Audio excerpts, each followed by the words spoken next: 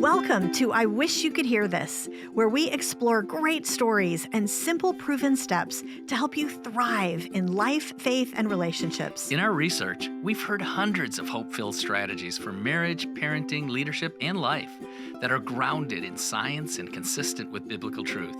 And now you can hear them too. I'm Shaunti Feldhahn. And I'm Jeff Feldhahn. Tony and Alisa DiLorenzo host one of the top podcasts on marriage and intimacy. Actually, I think it is the top podcast, but they did start out that way. Today, we are going to hear their story, and we're going to investigate some of the most practical and important truths that they share that have been so compelling to so many people. And just as a caution for anyone who might be listening in with little ears in the background, this will be a PG-13 conversation, not rated R, but PG-13. And because intimacy in marriage is so important, today on I Wish You Could Hear This, we hope you walk away with some very practical, actionable help and encouragement for your marriage. So let me introduce Tony and Alisa DiLorenzo to our listeners. As co-hosts of the top marriage podcast, in Apple Podcasts, the One Extraordinary Marriage Show, Tony and Alisa speak to a worldwide audience about sex, love, and commitment, and challenge every listener to make their relationship a priority. Their best-selling book, The 6 Pillars of Intimacy, has transformed countless marriages around the world. Tony and Alisa, thanks for being with us here on I Wish You Could Hear This. We are so honored to have this time with you and with your audience. Yeah, thank you. Well, it's a delight. And we've met you guys on another podcast where we were on a panel with Gary Thomas and his crew. Absolutely. And just loved you guys. Yeah. And okay, I have to tell you. Sorry, I'm gonna tell on Jeff here for a second. So he had been listening to. He's a podcast guy. Okay, so he listens to lots more podcasts than I do. And he had listened to the One Extraordinary Marriage podcast, your podcast, when a number of years ago, when we were working on the Secrets of Sex and Marriage book that we researched and wrote and put out a couple of years ago with our co-author, Dr. Michael Seitzma. And I'm like, how is the podcast? And he's like, whew, they are way more explicit than we are. And I'm like, really? And he's like, there's a need for that, but that's not me. Yes. And you know, to show that point, I was listening to one of your recent ones, and you guys always in your podcast reflect on comments that your listeners, your followers submit, and you read them out, and it's just really, really fascinating and great. But to put a sharp point on the difference between us and you guys and our listeners and followers, and probably your listeners and followers, was one comment that you shared it was from a couple that were longtime listeners, and the husband had written in and said, I came home from work the other day, and my wife was cooking dinner in the kitchen in just an apron. Yes. And my first thought when I heard that was, I hope she's not cooking bacon.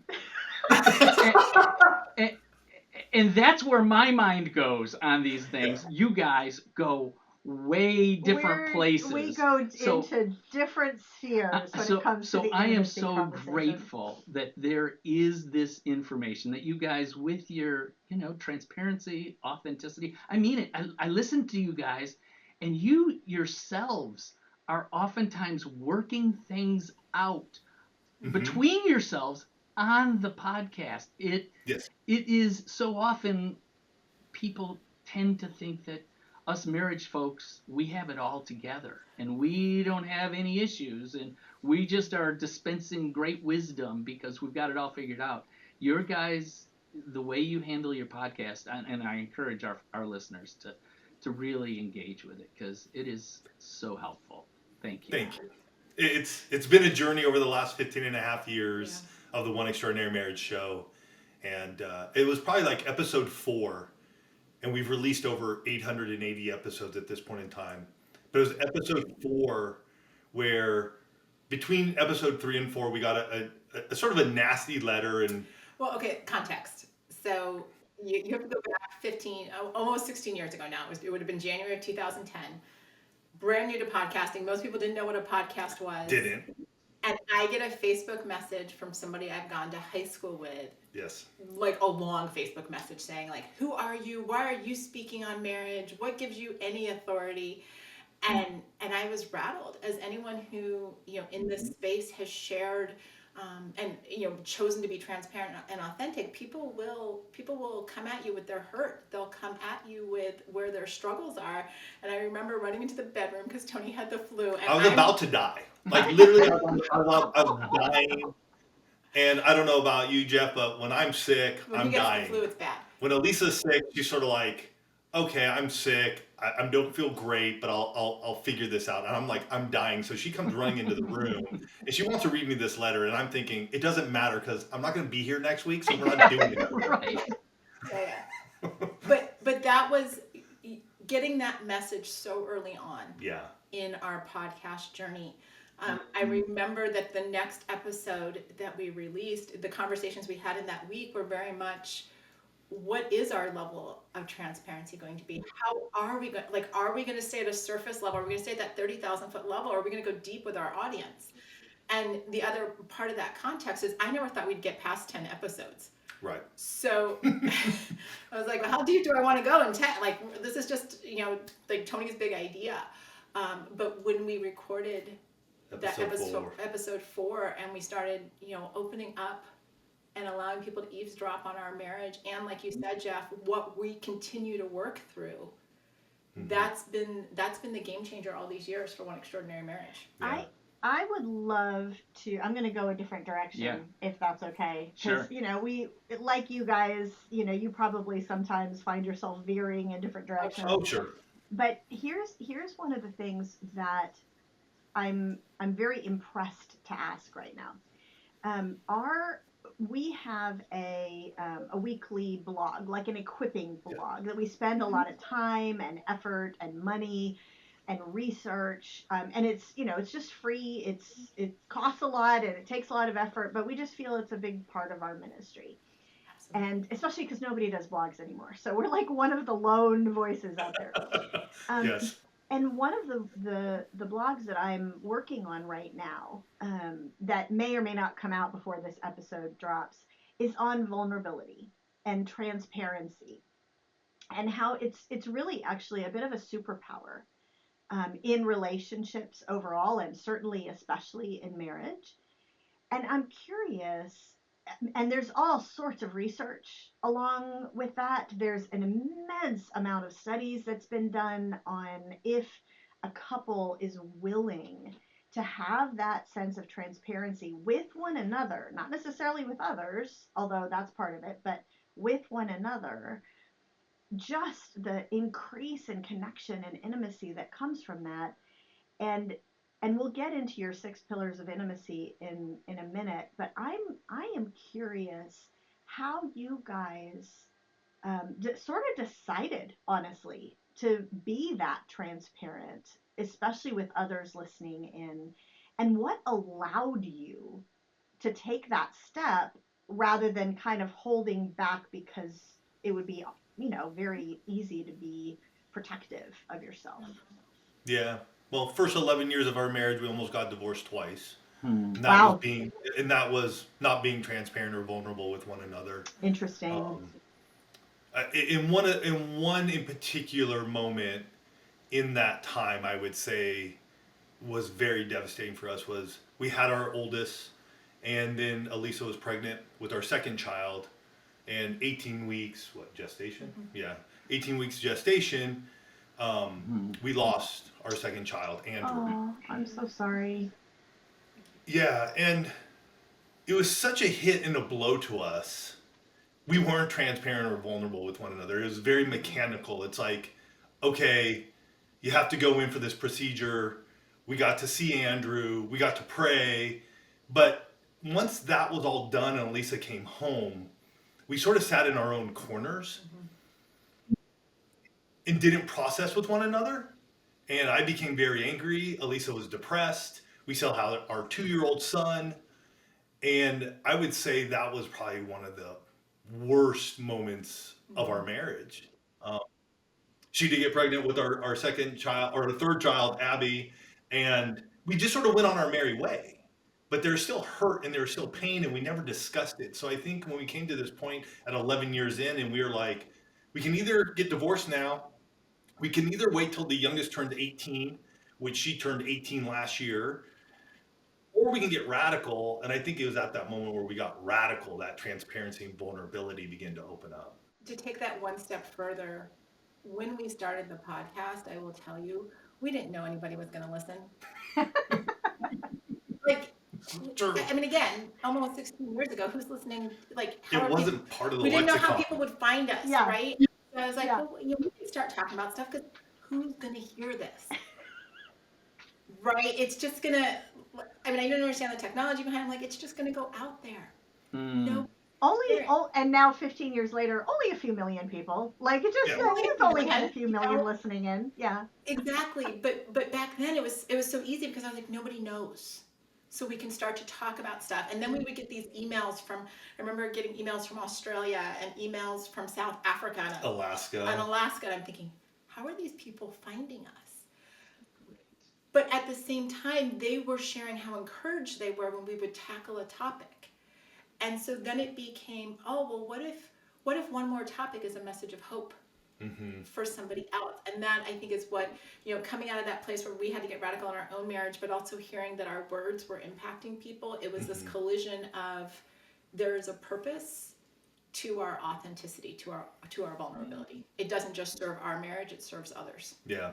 So we are real big on practical, like how to help somebody know what to do differently tomorrow.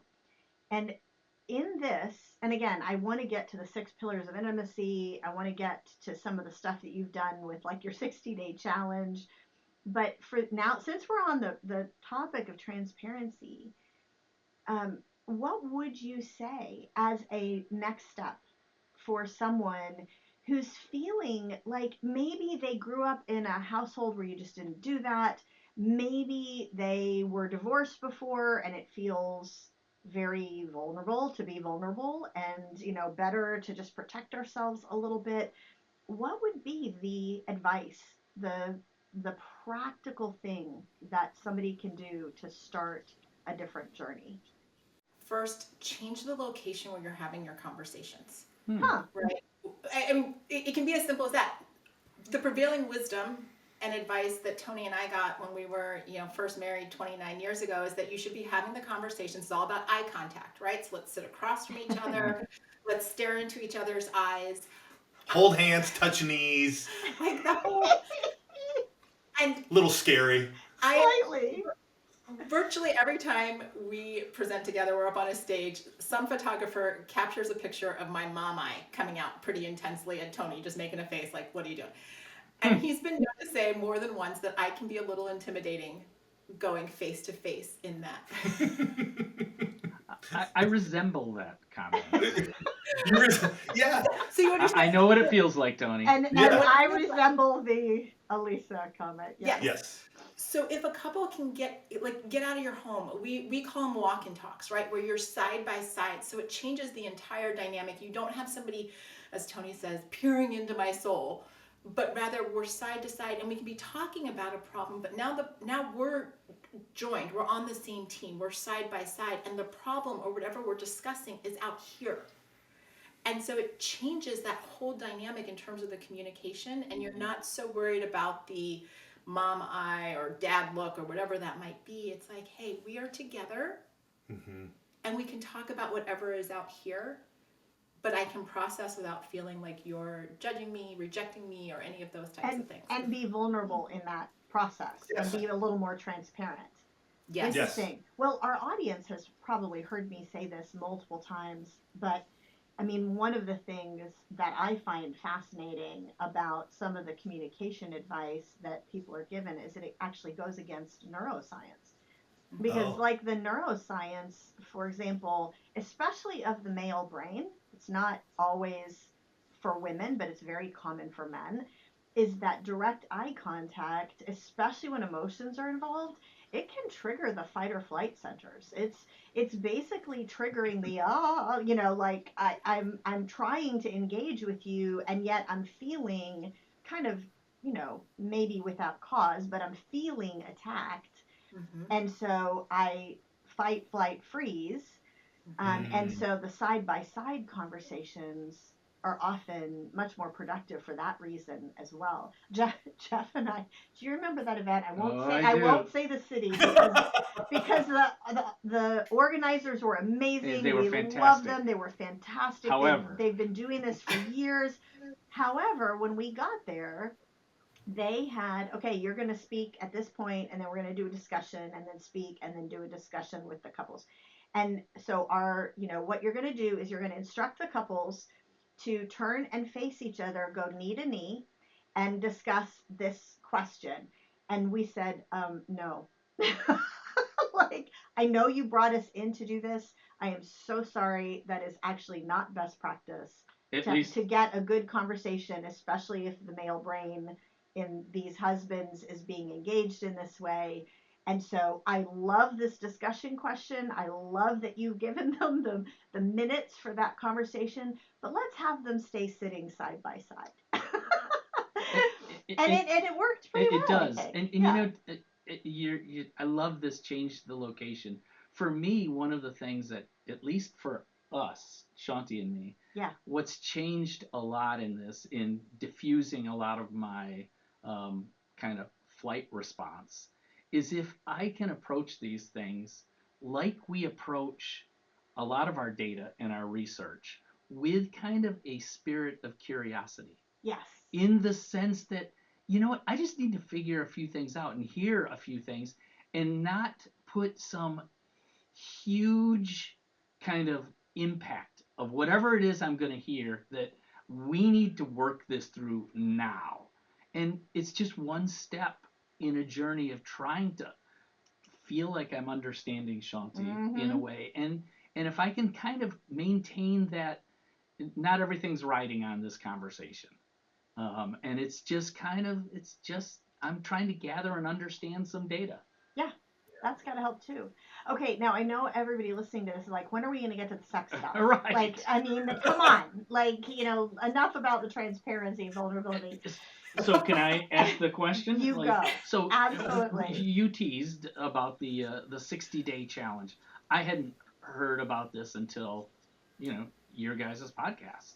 And you guys engaged in a 60-day challenge. I guess others do similar types of challenges. Yeah. Could you tell us and our listeners why that was so transformative in your marriage? And what did it kind of signify? How did it change you and one another? And can we just explain when you say a 60-day challenge? Well, let them. Okay. You guys explain. Tell us what that means. Well, we can explain that. So at that 11-year mark where I was saying, hey, we could either get divorced now, wait till our youngest turned 18 and get divorced then, or get radical, the 60-day sex challenge was us getting radical. And hear me out, everybody. We have been followers of Jesus for 25 years now. And at this time, so we're talking 18 years ago. Oh my gosh. Right about now. 18 years ago. Now when we're recording this. That's crazy. We're about to lead a small group study at our church with other married couples. And the church to this day still shies away from this topic of sexual intimacy. Back then, 18 years ago, thank you very much, Jeff. Yes. Lightning bolts. Amazing marriage educators back in the day, but a lot of it was just geared around communicate, go on dates. And as a young man married with 2 children, I was frustrated. I was like, that's great, but I want to be sexually intimate with my wife. And so I remember telling Alisa and talking to Alisa, and I said, hey, we are going to do a small group study on sex. And she goes, if you can find me a book, then I'll consider it. And so I was working, and I went to the Berean bookstore, Christian bookstore, which is no longer around. But at the time it was, and I ran in there, I went to the marriage section, and I found a book, Intimacy Ignited, going over the Song of Solomon. So we're going to we're going to do this book with our small group study. Mm-hmm. At about that same time, we're watching a clip on like Today Show or Good Morning America, because some friends of ours, their kids were on the morning show for beach tennis. The segment right after the beach tennis segment, we were living in San Diego at the time, that's how that all ties in, was about these two couples that had done sex challenges in their marriage. And one wife had given her husband for his 40th birthday a year of sex. They're never really clear in the book how many days or how much they completed. And the other book was about a couple that had gone 101 days straight. And so, we're watching this and I'm just rolling my eyes at this point in time. And I've got a 2-year-old and a 5-year-old. Tony's running his business. I'm covered in crumbs and runny noses all day long and art projects. And I'm just like, who are these? Like what is this? And my mind is rolling like, okay, we're about to do this study. We're going to do an 8-week study. That's 60 days. And I'm like, this is really sort of cool. We could do something. We'd have a built-in like accountability group. We could tell them what's going on as we're studying, the Song of Solomon, talking about sexual intimacy. So I remember looking at Alisa and I'm like, hey, what if we do a 60-day sex challenge? Nope. Don't want to. Nope. Nope. We had been in such a bad place in regard to sexual intimacy at that point in time. Again, 2 little kids, had gotten really good at just being roommates and not prioritizing our marriage, but just the logistics of doing life together. And so I shut him down. I got up out of bed. First and only time in my marriage I ever put a face mask on. Like, we're not even, like, nothing's even happening tonight. Like, not entertaining anything. Not entertaining. And just so I'm clear, and so our listeners are clear, when you say 60 days consecutive, that was the intent. Yes, it was going to be an 8-week study, and 56 sounds like an odd, like it's a random number. Let's just round up an extra 4 days. Yeah. And so I'll tell you that the next day I was standing in my garage with a basket full of laundry, and literally had a come to Jesus moment, where I believe I heard the voice of God say, "Are you not willing to try? Are you not willing to endeavor on this for the sake of your marriage?" Like, he's not asking you for anything crazy except to make him and your marriage a priority. And so I tried to wrestle with God, and it's pretty solidly biblical that if you wrestle with God, you're generally not going to win. So I did not win. I didn't get my way there. And we ended up, Tony came home from work, and I said, I'm in. Yep. And we completed 40 out of 60. Wow. And a lot of people hear that and they'll think it's all about the sexual intimacy, but to the question you asked, making our marriage a priority, change, like it revolved. The sexual intimacy was the catalyst. Like, we knew we were going to engage with one another, or the goal was to engage with one another sexually every single day. Ultimately, what happened was we engaged with one another on so many different levels. And I will tell you, I can still remember where we were in San Diego, California, driving our midnight blue Dodge Caravan with the car seats in the back seat, sun coming down, golden hour, when I looked over at Tony and thought, I still like him. And that was that pivot point. Like, I can picture everything about that moment because we'd been so disconnected. And I was like, I don't know if I'm going to like him for the next 18 years. And for me, it was the communication. It was actually the emotional intimacy side. When Alisa and I first met, I was at the University of Colorado Boulder. She was going to DePauw University in Indiana. And so we had a lot of communication over the phone. And for those of us who are old enough who remember phone bills, I was paying anywhere between like $300 and $500 in long distance phone bills as a poor college student. But we had these long, drawn-out conversations, and we got into the mundane of life of just do this, don't do this, or just short conversations. And during this 60 days, I just remember at one point in time, I was in Orange County for a going-away party for a buddy of mine. I remember us just talking all the way home. It was like an hour-and-a-half drive, and just us talking again. And wow, how magical it was to come in and just see my wife and just go like, wow, we are connected on this emotional level. And then, did we have sex that evening? Yes. And we got it right in because I was like, I rolled in at like 11:55 p.m. Like, you have to get home. But it was just one of these moments where it radically changed us. And people here, they're like, oh, you just had sex and it shouldn't be this or it shouldn't. And it's like, no, it was so much more. Yeah. And we were willing to get, like you said, Shaunti, we were willing to get transparent and vulnerable with each other again after 11 years of marriage. I am curious, can you unpack a little bit more? I know that there are probably some of our listeners going, but, what about? And some of those questions are important. Like, there are people who would say with some reason that, oh, this is just going to, encouraging people to do a 60-day sex challenge is just going to encourage some husband to sort of kind of overbear on his wife.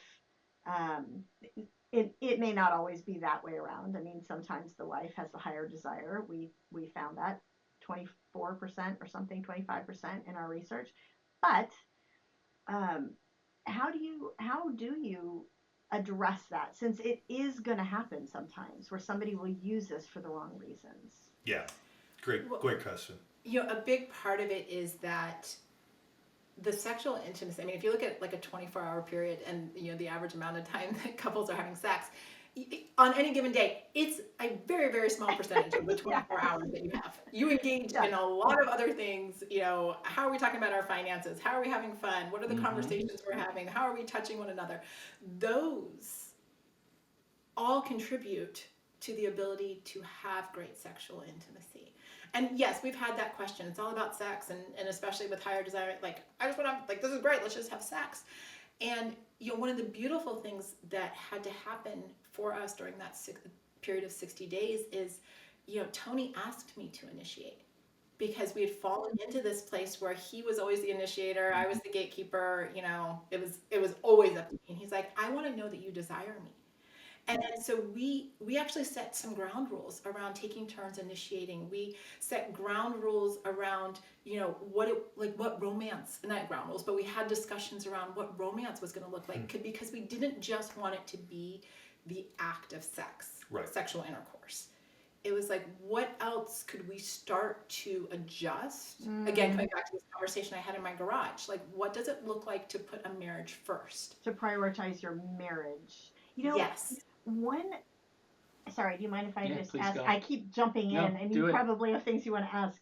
But honestly, one of the things that this reminds me of, and I do not remember who told us this. I don't remember if it was the Pastor Eric and Elizabeth when they were doing our premarital counseling, or somebody early on in we had a married couples small group that met in our home.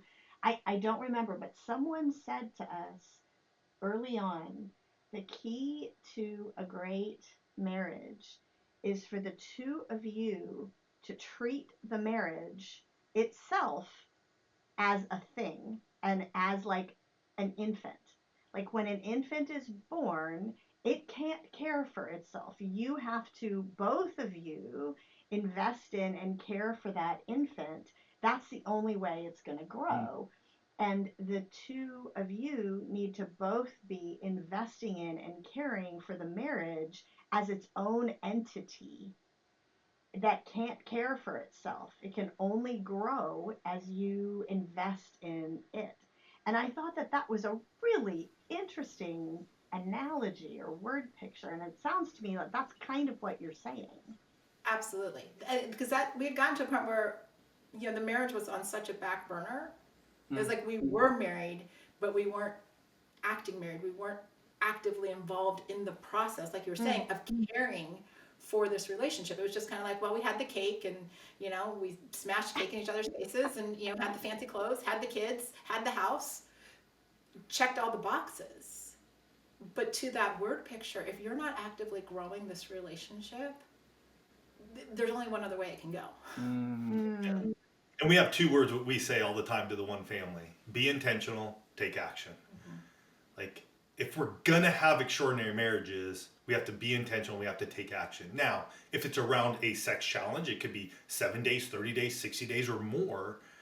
You have to be intentional and you have to take action together. And so even some of the parameters we put up for ourselves, this is a conversation. This isn't a one way, like, we're having it, so we're doing this. Alisa said no initially. Like, let's remind everybody, Alisa said no.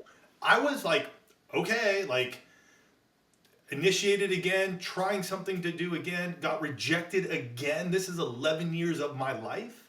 And so when Alisa said yes, I was actually pretty shocked. I was like, you do? And then I was like, holy crap, what did I just put myself in? Because now I'm like, am I going to be able to perform? Am I going to be able to keep up? Sure. You know? So there's some, like, I have to figure this out. And we just sort of sat down and we're like, okay, what does this look like for us? And we just put some parameters. We're like, when you're on your period, we're not going to have sex. If either one of us is sick, we're not going to have sex. If one of us is traveling, we're not going to have sex. And that in itself just gave us some guardrails to go, okay, this is cool. This will work. And that's how the 40 out of 60 days ended up happening. Oh, that's fantastic. So can I ask a question here? Go for it. So over the years and thousands of coaching clients later, what's the most common quality, the most common quietly deadly habit you see couples doing right before a 60-day level breakthrough? So, and how do you interrupt that? So what's the thing that is most common that's really sabotaging these couples? And that, like, if you say, okay, if you see this, that's like a red flag. You need to act on it now. I think and I think this has shifted because I've been coaching for about 13 years now. And what is happening with technology right now is really destructive. People are replacing time with their spouse. They're replacing their validation. They are replacing communication. They're replacing all of these things with these, 4x6 devices that we carry around with us everywhere. And I am actually very, very concerned about what is happening because like time and time again, I am talking to couples where, the phone is in the bedroom. It's the last thing they see before they go to bed, and it's the first thing they pick up before they ever touch their spouse. And there are some, like I remember reading a study actually by Bank of America, I think it was Bank of America, probably 5 or 6 years. Do you know that study? No, but I'm like, interesting. Tell us. Yeah, I'm pretty sure it was Bank of America. I can find it, but I think it said something like at that point in time, 35% of individuals were picking up their phone before they touched their spouse, and I have to imagine that number has gone up. One would think, yeah.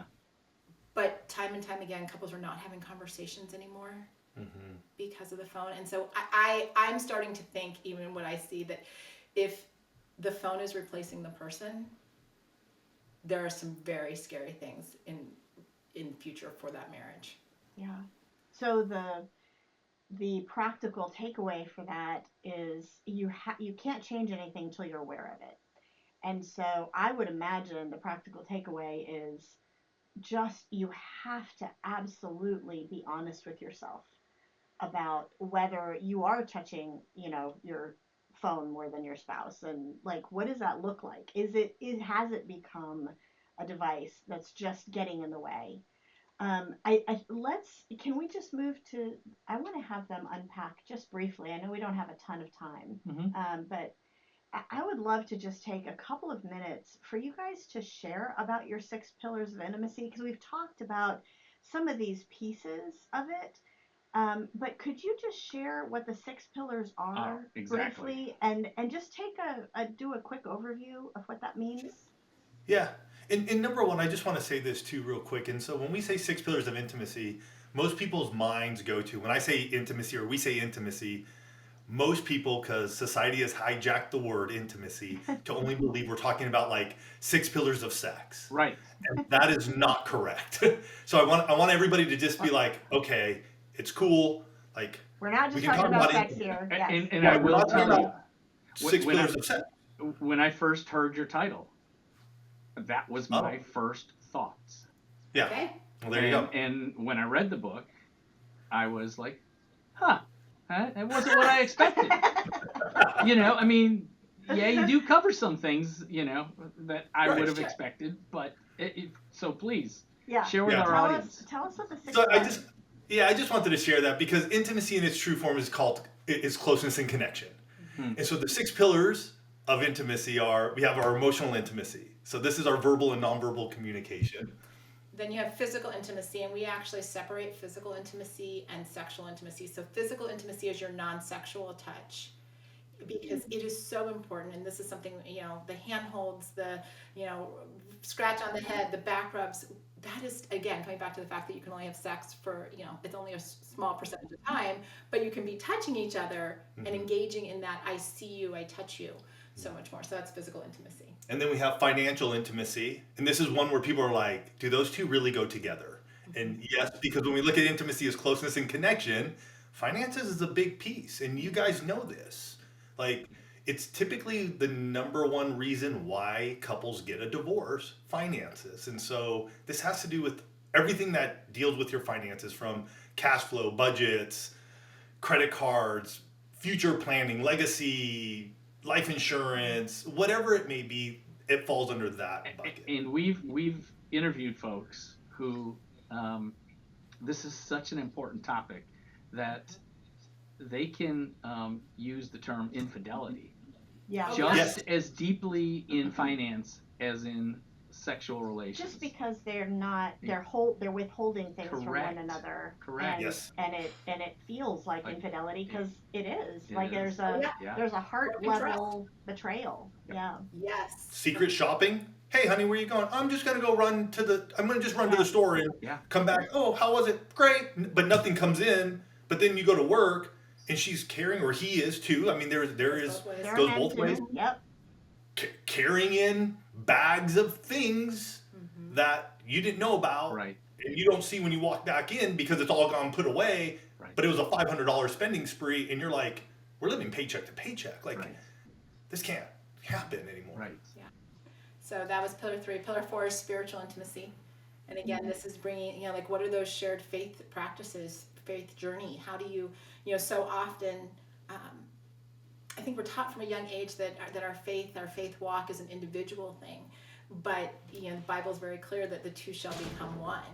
And so what does that look like as you walk out your married life in this area of faith, prayer, serving together, that type of thing? So that's spiritual intimacy. Yep. The 5th one is recreational intimacy. And this is our fun pillar. This is our, let's go have fun. The activities, the dates we do together all fall under that recreational intimacy. And that could be, again, it could be date breakfast, date night. It could be canoeing. It could be going to the show. It could be whatever it is. But this is the one where we go, how are we having fun together? Whatever way you enjoy. Like, And specifically around recreational intimacy, it's one that for a lot of couples, like the longer they've been married, they stop doing the fun. They stop doing things together. Maybe they got distracted by the kids, or they just think we're too old to do this kind of stuff. But it is those shared experiences that continue to foster connection. And the willingness to lean into something that your spouse finds fun. I got to tell you, Shaunti, I love baseball, I love football, and she became a fan of college football, such that on Saturdays in the fall, I go to bed early, and she goes, are you kidding? You're not going to stay up and watch highlights on SportsCenter? At 11 p.m. So we go to bed on Saturdays in the fall separately, and that I'm asleep. Or we're speaking at an event on a Saturday in a fall. Like, this is literally next weekend. I can tell you what's going to happen. This is, by the time this drops, this won't be next weekend. But he's a Michigan Wolverine. Sorry for anybody who's sorry about that. Sorry. And so next weekend, we're going to be in as Ohio. We're recording this, we're going to be in Ohio. Enemy territory. And, She grew up in Columbus, in Ohio State. We're going to have a conversation about whether we really want to be friends. Is that what's happening? I understand. That may have just been the line. But next weekend, it's also going to be a big game for the Wolverines against USC. And we're going to be speaking on stage. I can tell you, he is not going to want to go off stage, because we have it's a tour, so there's a comedian that comes up for 20 minutes. I'm going to take that 20 minutes and run into the green room and be pulling up the game on my phone. And he's probably going to be like, you know what? I should probably just look at my notes. I don't want to get distracted. And I'm like, what are we doing? Yeah. So that recreational intimacy, it is just it's fantastic. Well, we will get together. We'll go to some sort of SEC. We'll show up. We have been huge college fans since the beginning. Since 1994, September of 1994, we were dating, and it's when CU, and I'm gonna pounce on that your was our right now. that was our honeymoon. That the happened Hail Mary? on our honeymoon. Yes. and he, I was like, I was in this despair. Person that I married? So for the listeners there, Michigan was winning in this game against Colorado until the last 8 seconds of the game. And it was done. It was done. It was in Michigan too. Right. By the way. What? It was in Michigan. Right. They were playing in Michigan. And the Colorado quarterback, Cordell Stewart, 55 yards from the end zone threw a Hail Mary pass. Which never works. That did work. And I proceeded on our honeymoon not to talk for about 8 hours. Oh, what is happening? What is going on? Like, who is this person? So instead of Shaunti, what she could have done, which was, we did have that conversation. We need to change some things. But she leaned in to what I loved and was passionate about. And the recreation that we've had around that has been just delightful. Yeah. So thank you for pointing that out. That is a pillar. So. It is. Well, and we'll have a conversation about Buckeyes Wolverines later. Okay. Yeah. Anyway. And it's one of ours too, so we understand it, and as we've gotten older, it's even pulling out card games while we go to dinner. Yeah. Talking about putting down the phone. So, and then finally, sexual intimacy. It's the one everybody expects us to start with. But one of the things that I did, in this book is expand the definition beyond just being sexual intercourse. Because so many couples I found in coaching were so, we either are or we aren't. Like we either did it or we didn't. Right. And so to expand it to go, okay, how are we sexually intimate? What does foreplay look like? How do we romance one another? It's actually given couples permission to expand their definition and to be able to engage more than they reject one another. And that's been a game changer for so many couples. Yeah. And so under the sexual intimacy umbrella, we include romance, initiating, foreplay, and sexual intercourse. Yeah. Okay. That's fantastic. Okay. Wow. So and we're getting to the end of our time. So one of the things in the book and in your podcast, you talk about this, the power of a schedule. Now, scheduling things can feel kind of boring or non-spontaneous, all of that sort of stuff. But in all of these areas, a schedule really is powerful. Can you kind of unpack that a little for our listeners? Like, what do you mean? What's it look like? So it looks like putting the most important relationship on your calendar, and that's the relationship with your spouse. So whether it's having scheduled time to have a conversation or scheduled time to go out and have fun or talk about your money, or yes, even days that you know you're going to be sexually intimate, it allows you to be both spontaneous and creative around those moments of connection, but also to know that they're going to happen. Mm-hmm. Because too many people push back against the schedule, and I'm like, well, great. How many times are you actually having conversations? How many times are you actually going on a date? How many times are you actually having sex without a schedule? The answer is usually a whole lot less than what they want. But if they get intentional and just say, hey, and please hear me, this does not mean it says Tuesday at 9:07 we're having sex. Like that's not what I'm talking about when it comes to scheduling. It's saying, hey, these are going to be the days that we're going to initiate. We've looked at our schedule, and here's what works for us, because it matters. It matters, the conversations, the dates, the sexual intimacy. These things are important, and we want to make sure that we don't let them fall off. Yeah. One of the things that we want to do with every episode is we want to leave our listeners with sort of one big takeaway, because it's very human nature. If there's a lot, you kind of forget. But if there's one, you can capture it. You can wrap your arms around that. What would be from your story, everything that you've done over the years, the way God has just blessed your podcast, because it has just resonated with so many people.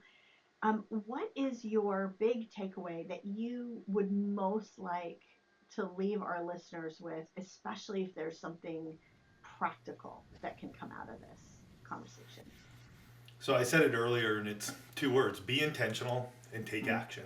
Mm-hmm. And so I think we have to look at everything as a whole, and we shared about the 6 pillars of intimacy, and maybe one of them resonated with you right now. So let's just say it's emotional intimacy. That resonated. And Jeff brought it up. Like, let's calendar a time once a week where we take 30 minutes and we're going to be intentional about our conversation, and we're going to take action about it. Because so many people go, well, what's the biggest thing that has made a difference in your lives and in our marriage? And yes, we're known to talk about sexual intimacy. And yet, Alisa and I have gone behind our microphones for 15 and a half years for anywhere from 30 to 45 minutes. And we've had a conversation. Mm-hmm. But we have to be intentional, and we have to take action around that. Mm-hmm. It's not like, oh, we're going to miss this week or not. No, we make it happen. Mm-hmm. And so I tell a lot of people, if you want change to happen, you need to be consistent over a long period of time to see the results that you wish and hope for. So be intentional and take action. Well, that is, I love that. Tremendous. And I amen. So how could people find you guys, learn more about your ministry? Point them in a couple directions. Yeah. So number 1, you can go to our website, oneextraordinarymarriage.com. And number 2, download, follow the podcast, One Extraordinary Marriage Show. Open up your favorite podcast app. Find One Extraordinary Marriage Show, follow it, start listening. We have 15 and a half years of our lives from when our kids were 7 and 4, I think it was when we first started, and now they're 22 and 19. So wow. you get to hear the life of what has happened, and know that we're here to bring you encouragement and hope, but know that transition and transformation can happen when you do something over time. And I want to point out to our listeners that at your website, I mean, you guys have resources for individuals that kind of help us take the next little step, which, some of this, take that action. Yeah, some of these things feel new or awkward to us, and your resources can help people, at least get it started. Yeah. And as well as, we should also mention Alisa's book, The 6 Pillars of Intimacy, which is important. So we're going to put all those details in the show notes. I just want to say thank you to Tony and Alisa DiLorenzo for coming on the show today. We encourage you guys, if people that you know need this, forward this episode to them. Encourage them to listen and share it. Tag us on all your social media channels. Thank you, guys. Thank you, guys. Thanks for listening to I Wish You Could Hear This. Remember to subscribe to our podcast. And as always, forward today's audio or video link to a friend, counselor, or pastor who would be encouraged.